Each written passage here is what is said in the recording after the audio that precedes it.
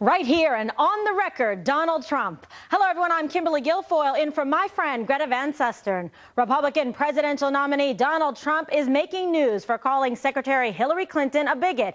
Clinton first tried painting Trump as a racist as she tried to fend off attacks for a pay-for-play scheme at the Clinton Foundation. Trump responded by saying she's the one that's the bigot. So what does he mean by that? Donald Trump is here to go on the record. Thanks for joining us tonight, Mr. Trump.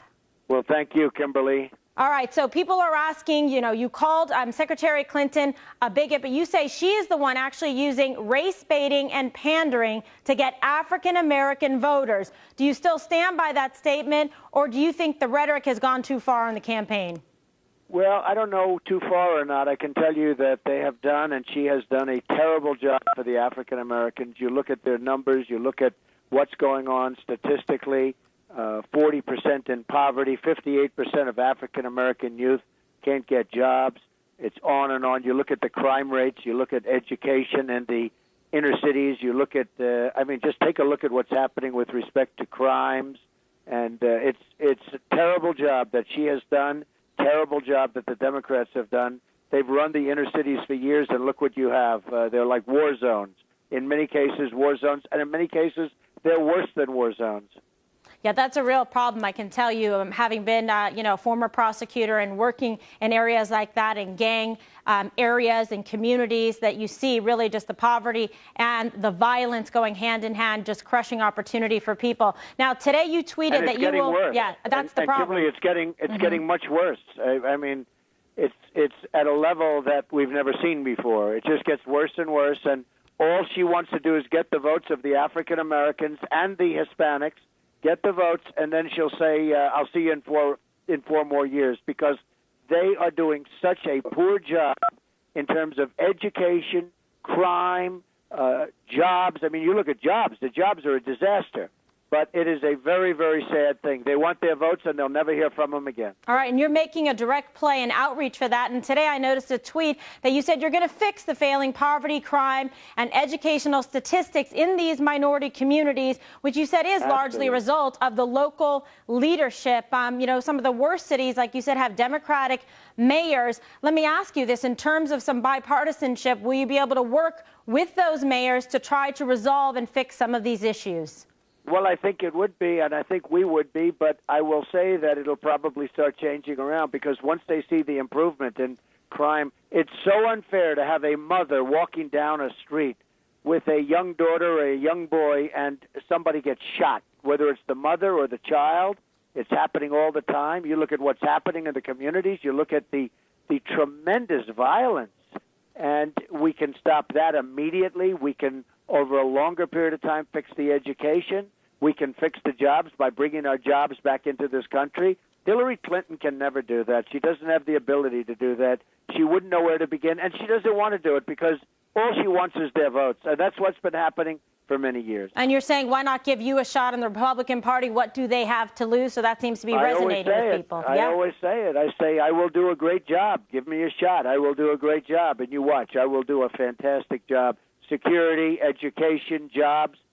Nobody's going to be able to do it like I'm going to do it. All right, let's talk about another area of interest to me as a former prosecutor is the Clinton email scandal. Could this get worse? And do you have any idea about what Julian Assange is going to release? He's been saying this is going to be an October surprise of significance that could affect her campaign. He said if the media will cover it. I have no idea, but I can imagine that it would be very bad. But if you look how bad it is right now. But it sounds like it's going to be very, very earth-shattering. We'll see what happens. I will say this. When she deleted 33,000 emails, those emails had some really bad stuff on them, because look at the ones that they found, and these are probably a lot worse. And then not only did they delete them, they used a method of deletion that you can never get them back. You saw that yesterday for the first time. So she knew what she was deleting. It's a criminal act. She knew exactly what she was deleting. And using that kind of extensive, bleaching technique, et cetera, shows a consciousness of guilt, we would argue, as a prosecutor. Yeah. It's very expensive, probably, foolproof. I don't know. I hear the NSA maybe has the emails. A lot of people say NSA would have the emails if they really wanted to get them. But obviously they don't want to get them. They're protecting her. They're coddling her. And it's the only way she can even consider running. I mean, she shouldn't be allowed to run. But to use that method of getting permanently rid of emails that most people never even heard of, even sophisticated people never heard of it, and it's very expensive. So she knows what was on those emails, and it was very, very bad. And maybe somebody should, in fact, ask the NSA whether or not they have the emails. All right, and to tag along to that, do you think that the FBI should actually open up a new investigation? Because we saw Comey really lay the case, make the case out, and then say, oh, but the DOJ should not prosecute her or file charges. But if there are new emails, perhaps the investigation should be reopened or a new one started.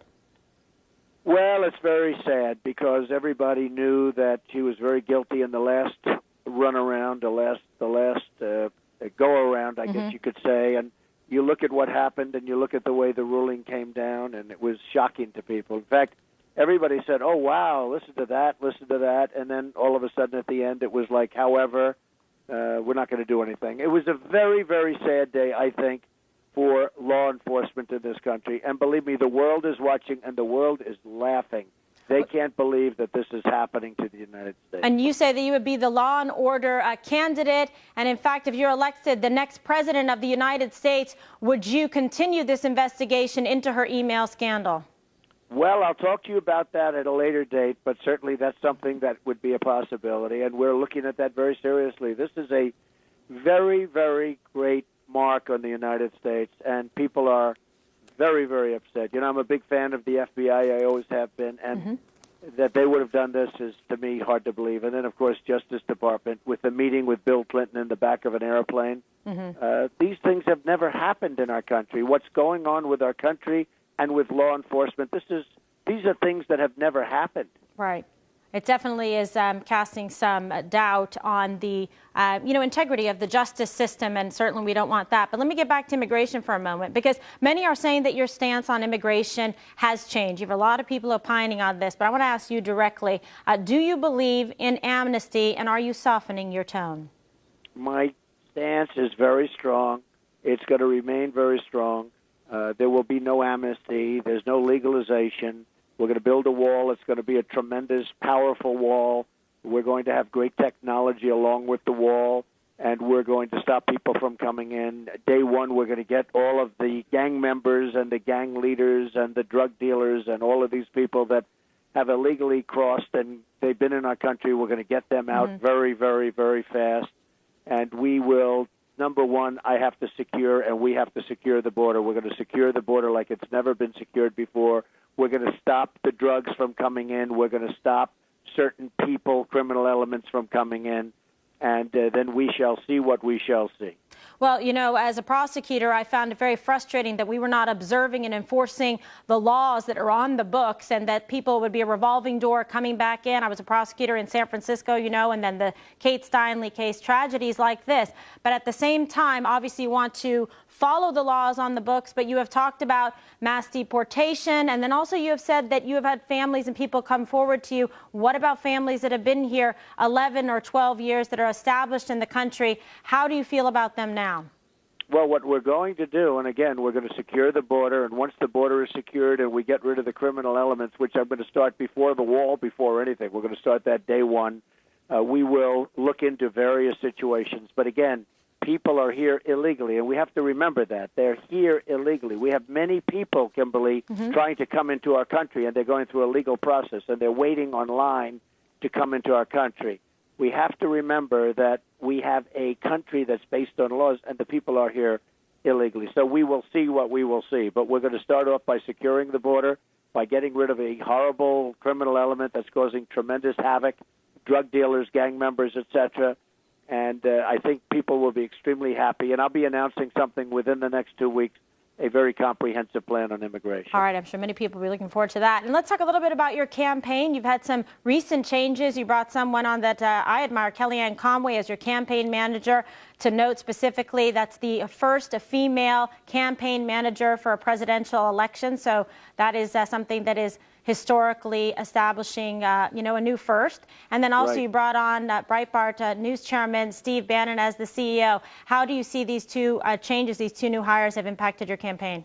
Well, I think they're going to be great. I mean, it's new, and they've just started, but they've both been doing very well, and I think that they are going to be a great addition. I will say, you see the polls are getting very, very close. Some of the individual states are literally, we're winning in some of the big states, and so I think you're probably seeing that. I assume you're reporting on it at some point. Yes. You probably know exactly what I'm talking about, but we've been doing very well over the last week and a half or 2 weeks. Yeah, the polls definitely, we're seeing a tightening in the polls and also in some of the numbers with the Hispanic community as well. Some of those numbers have just come out, so that is significant. And let's talk about this. A lot of people that know you, that have known you for many, many years, talk about, your temperament, your tone, somebody that your son, Eric, has called you, a humble man, people that work for you like you. But you have also said that you had some regrets when it comes to some of the things that you have said during this campaign. Is there anything specifically that you feel at this point that you regret, or that you want to reach out to different communities or people? Well, I just, we're running a campaign. I think we're doing a good job. We started off with 17 people. We're now down to 1. I've never done it before. I'm a businessman. I built a great business, an unbelievable company with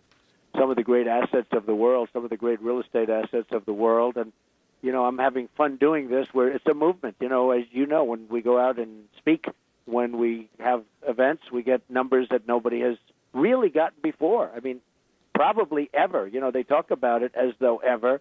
Your friend Bill O'Reilly said this, that he's never seen. It's the greatest political phenomena that he's ever seen. The rallies that we have are amazing. And I will say this, on temperament, I think temperament, and a lot of people have said that know me, that maybe my greatest strength is my temperament, and I have a temperament that wins. I have a winning temperament.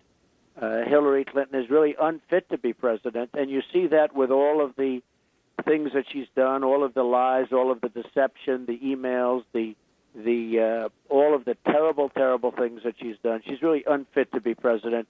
I think, as far as I'm concerned, that they have a Madison Avenue term, but I think probably maybe one of my greatest assets, if not my greatest asset, Kimberly, is temperament. I know how to win, and I have a winning temperament, and that's what our country needs. We don't win anymore. We're going to start winning again. All right. Mr. Trump, thank you so much for being with us here tonight and going on the record. Thank you very much, Kimberly.